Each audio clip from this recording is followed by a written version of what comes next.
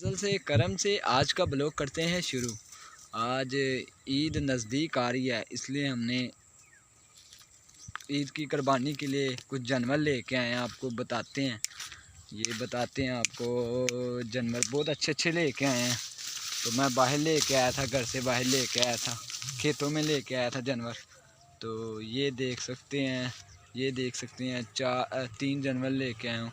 ये जो सफ़ेद कलर का, ये तकरीबन 50,000 का। ये दूसरे नंबर वाला, ये ब्लैक है जो, ये है तकरीबन 35,000 का।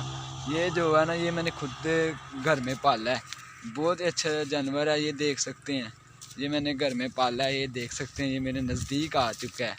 तो आप लोग भी ज़्यादा से ज़्यादा कुर्बानी के लिए जानवर ले लें, क्योंकि 1 मंथ से कम टाइम रह चुका है। ये देखें ना, कितना लाडियाँ वगैरह कर रहा है अपने मालिक के साथ। तो कुर्बानी के लिए जानवर खरीद लें, क्योंकि टाइम बहुत कम है, इसलिए हमने तो ले लिए हैं। 2 जानवर ले लिए हैं, एक हमारे पास पहले था। तो अगर वीडियो पसंद आती है तो वीडियो को लाइक कर दिया करें। चैनल पे न्यू है तो चैनल को